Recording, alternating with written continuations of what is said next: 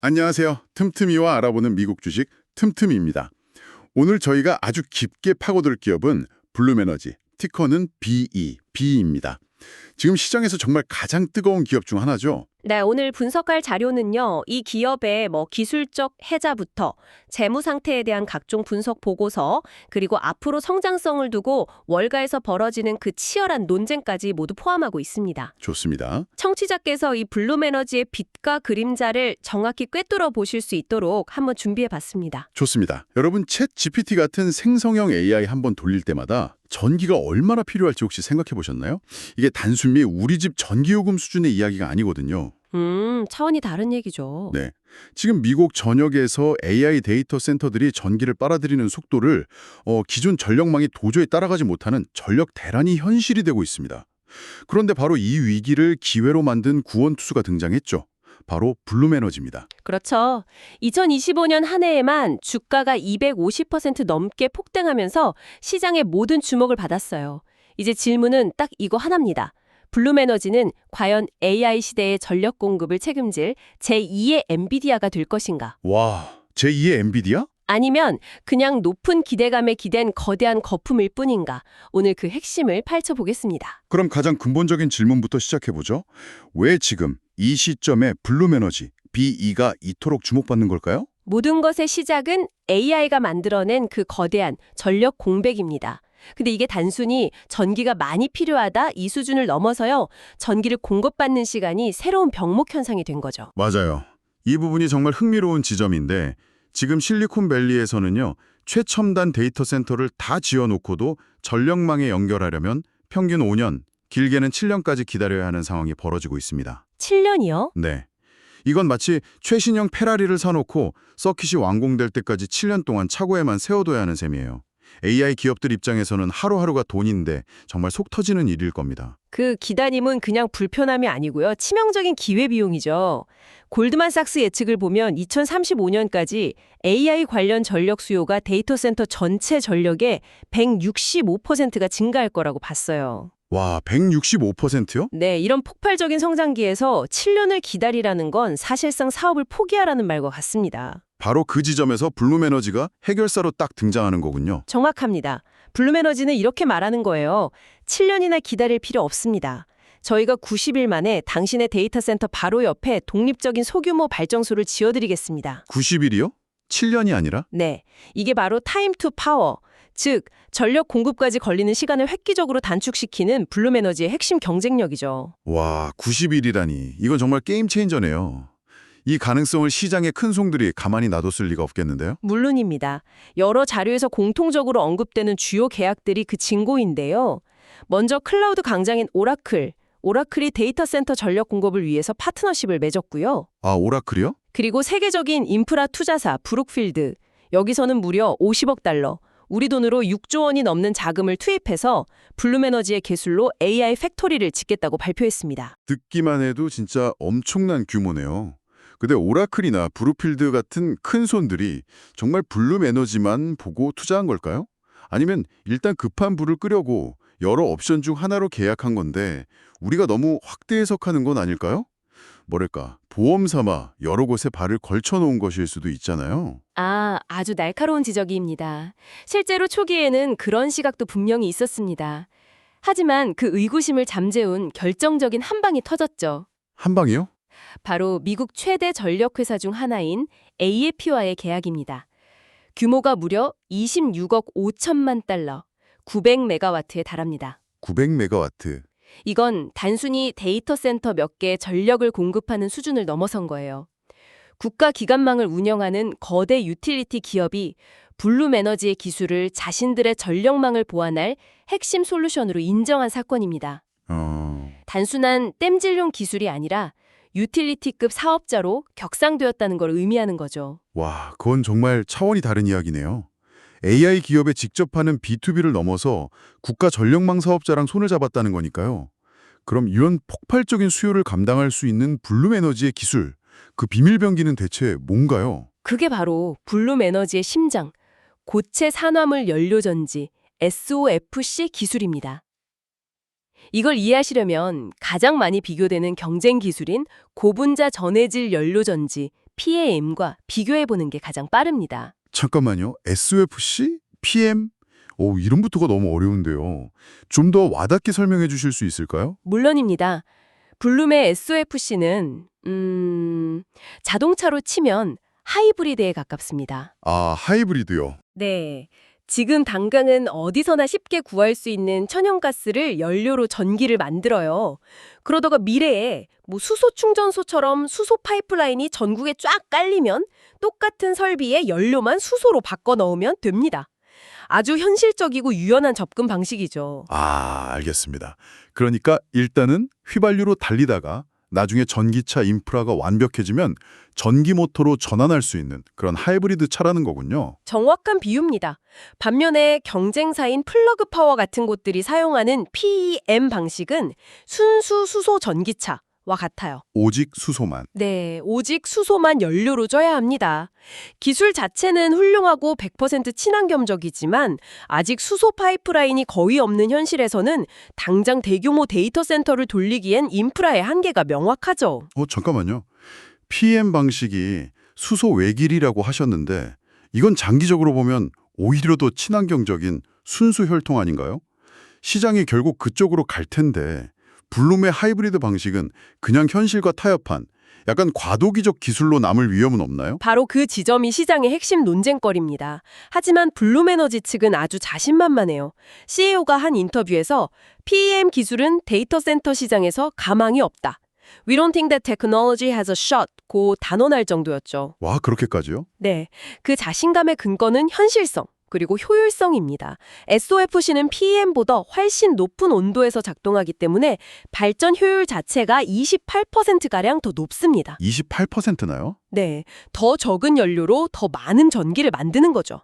심지어 장기적으로는 원자력 발전소에서 나오는 고온의 열을 이용해서 핑크 수소를 훨씬 저렴하게 생산하는 프로젝트까지 연계할 수 있어서 확장성 면에서도 우위에 있다는 평가를 받습니다. 기술적으로 이렇게 확실한 우위를 점하고 있다면 주가도 계속 오를 수밖에 없겠는데요. 진짜 제2의 엔비디아처럼요. 그런데 시장이 이런 기술적 장점을 이미 다 가격에 반영해버린 건 아닐까요? 그리고 이 좋은 기술을 구현하는 데 드는 비용은 감당할 만한 수준인지도 궁금하고요. 네, 바로 그 지점에서부터 이 이야기의 두 번째 장, 즉 리스크가 시작됩니다. 기술이 아무리 좋아도 결국 기업은 숫자로 증명해야 하니까요. 지금부터가 어쩌면 더 중요할 수 있습니다. 분위기가 갑자기 확 차가워지는 느낌인데요. 구체적으로 어떤 위험들이 있는 거죠? 첫 번째는 모두가 지적하는 고평가 논란입니다. 한 투자 분석 자료에 따르면 블룸에너지의 주가 매출 비율 PS가 12.4배에 달합니다. 12.4배? 네, 동종업계 평균이 3.9배인 것을 감안하면 3배 이상 높은 수치죠. 이건 단순히 비싸다는 의미를 넘어섭니다. 회사가 앞으로 몇 년간 벌어들일 매출을 현재 주가에 미리 다 끌어다 쓴 셈이라 만약 조금이라도 성장세가 꺾이거나 시장 기대에 못 미치는 실적을 내놓으면 주가가 크게 하락할 위험이 있다는 뜻입니다. 2025년에 워낙 많이 올랐으니까 그만큼 기대치가 한껏 높아져 있다는 거군요. 그렇죠. 두 번째는 수익성 문제입니다. 2025년 3분기에 드디어 의미 있는 흑자 전환에 성공했지만 그전까지 지난 3년간 누적된 현금 흐름은 여전히 8억 2천만 달러, 우리 돈으로 1조 원에 가까운 적자 상태입니다. 1조 원 적자? 네, 즉 이제 막 돈을 벌기 시작한 기업이라는 거죠. 폭발적인 성장을 뒷받침할 만큼 현금이 튼튼하게 쌓여있는 상황은 아직 아닙니다. 들어보니까 재무적으로는 아직 좀 불안한 모습이 많네요. 더 있습니다. 세 번째는 부채 리스크입니다. 부채가 자본보다 3배나 많습니다. 물론 고성장 기술 기업들이 투자를 위해 빚을 많이 내는 건 흔한 일이지만 금리가 높은 시기에는 이자 부담이 커질 수밖에 없어요. 그렇죠. 여기에 최근 최고 재무 책임자 CFO가 회사를 떠났다는 점도 투자자들에게는 잠재적인 위험 신호로 해석될 여지를 남겼죠. CFO의 사임이라 그게 항상 나쁜 신호라고 볼 수는 없지 않나요? 그냥 개인적인 이유일 수도 있고요. 물론입니다. 정상적인 이직일 수도 있습니다. 하지만 시장은 보통 기업의 재무를 총괄하는 책임자가 이렇게 중요한 시점에 떠나는 것을 긍정적으로 보지는 않죠. 마지막으로 네 번째 리스크는 고객 집중 문제입니다. 아, 그것도 있군요. 2025년 3분기 매출의 55%가 단 하나의 고객사에서 발생했습니다. 55%요? 절반이 넘네요. 네, 이건 마치 제가 운영하는 식당의 매출 절반 이상을 손님 한 명이 책임지는 것과 같아요. 만약 그 단골 손님의 발길이 끊기면 식당 전체가 휘청이는 구조죠. 정말 양날의 검이네요. AI 전략난이라는 엄청난 기회가 눈앞에 펼쳐져 있는데 그 뒤에는 살얼음판 같은 재무 구조가 버티고 있는 형국입니다. 맞습니다. 그래서 투자자들은 이 폭발적인 성장 가능성과 재무적 불안정성이라는 두 가지 측면 사이에서 치열하게 저울질을 하고 있는 겁니다. 그래도 긍정적인 측면에서 질문을 드려볼게요. 이 모든 리스크에도 불구하고 회사는 생산 능력을 현재 1기가와트에서 2026년 말까지 2기가와트, 그러니까 2배로 늘리겠다고 발표했잖아요. 네, 그렇죠. 이건 경영진이 앞으로 들어올 수주에 엄청난 자신감을 내비친 것 아닌가요? 이런 재무적 리스크를 감수할 만큼의 확신이 있다는 가장 강력한 신호로 볼 수도 있겠는데요. 양을 현재 생산 능력으로는 감당할 수 없다. 그리고 앞으로 더 많은 주문이 밀려올 것을 확신한다는 경영진의 선언과도 같습니다. 그렇죠. 하지만 바로 여기서 또 다른 거대한 리스크가 파생됩니다. 어떤 리스크죠? 주문이 많아서 공장을 늘리는 건 좋은 소식 아닌가요? 실행 리스크입니다. 작은 동네 맛집이 갑자기 입소문이 나서 백화점 푸드코트에 입점하는 상황을 생각해 보시면 돼요. 과연 기존의 맛과 품질을 그대로 유지하면서 수십 배 늘어난 주문을 처리할 수 있을까요? 많은 제조 기업들이 바로 이 급격한 생산량 증가 과정에서 품질 문제나 공급망 병목 현상을 겪으면서 무너집니다. 그렇군요. 블룸에너지가 앞으로 1, 2년 동안 이 대규모 증설을 얼마나 매끄럽게 품질 저하 없이 약속된 예산과 시간 안에 해내는지가 주가에 향방을 갈 가장 중요한 관전 포인트가 될 겁니다. 결국은 약속을 실력으로 증명해야 하는 시험대에 오른 셈이군요. 그런데 이 모든 상황에 기름을 붓는 또 다른 요인이 있다고요? 바로 정책적인 바람이 블룸에너지 쪽으로 강하게 불고 있다는 분석이 있던데요. 네, 그게 바로 OBBBA라는 법안입니다. One Big Beautiful Bill Act의 약자인데요. 이 법안의 핵심은 메이드 인 아메리카, 즉 미국 내 생산을 장려하고 중국산 부품에 대한 의존도를 낮추는 데 있습니다. 그 법안이 블룸에너지 BE 주가와 무슨 상관이 있는 거죠? 모든 것이 연결되어 있습니다. 이 법안에 따라서 중국산 부품을 사용한 제품은 미국 연방정부가 제공하는 막대한 세금 혜택을 받을 수 없게 됐습니다. 그런데 블룸에너지는 마치 미래를 예견이라도 한 듯 이미 2024년부터 공급망을 미국 중심으로 재편하는 작업을 꾸준히 진행해 왔어요. 와... 덕분에 현재 블룸의 제품은 이 법안의 국내 생산 요건을 완벽하게 충족합니다. 와... 이건 정말 신의 한 수였네요.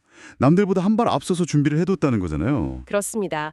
그 결과 오라클이나 AMP 같은 고객사들은 블룸 제품을 사용할 때 세금 혜택을 최대로 받을 수 있게 됐습니다. 반면에 해외 공급망에 의존하는 경쟁사 제품은 이런 혜택을 받기 어려워졌죠. 이것은 사실상 블룸에너지 제품의 가격 경쟁력이 정부 정책 덕분에 더 강해지는 효과를 낳습니다. 기술적 우위에 더해서 정책이 만들어준 강력한 규제적 해자까지 갖추게 된 셈이죠. 자, 오늘 정말 깊이 파고들어 봤는데요. 한번 정리해 볼까요? 오늘 이야기를 세 가지 핵심으로 요약해 볼 수 있겠네요. 첫째, 속도의 해자. 블룸에너지는 5년 이상 걸리는 전력망 구축을 단 90일로 단축해서 AI 시대의 가장 중요한 병목 현상을 해결하며 시장을 선점했습니다. 둘째, 기술의 유연성. 경쟁사가 수소 외길이라는 이상을 좇을 때 블룸에너지는 천연가스와 수소를 모두 사용하는 하이브리드 전략으로 지금 당장 적용 가능한 현실적인 대안을 제시했죠. 마지막으로 양날의 검. 이 모든 폭발적인 기대감 때문에 주가는 동종 업계 대비 3배 이상 비싸고 재무 구조는 아직 불안정합니다. 여기에 생산 능력을 2배로 늘려야 하는 거대한 실행의 과제까지 안고 있죠. 결국 이 세 가지를 저울질하는 것이 블룸에너지 투자의 핵심이 될 겁니다. 자, 이 이야기를 들으신 지금 블룸에너지, 티커비 2의 미래를 어떻게 보고 계신가요? 과연 AI 시대의 진정한 승자가 될 수 있을까요? 아니면 너무 높은 기대감에 짓눌린 또 하나의 성장주로 남게 될까요? 댓글로 여러분의 날카로운 생각을 자유롭게 남겨주세요. 오늘 저희가 다룬 내용 외에도 한 가지 더 생각해 볼 만한 질문을 던져드리고 싶습니다. 우리는 지금까지 블룸에너지의 기술이 데이터 센터라는 새로운 수요를 어떻게 충족시킬지에 집중했습니다. 하지만 만약 이 기술의 진짜 잠재력이 데이터 센터를 넘어서 해양 선박이나 제철소 같은 기존 중공업의 탈탄소화를 이끄는 데 있다면 어떨까요? 어쩌면 시장은 아직 그 가능성을 전혀 반영하지 않고 있는 건 아닐까요? 오늘 블룸이너지에 대한 깊이 있는 분석은 여기까지입니다. 들어주셔서 감사합니다.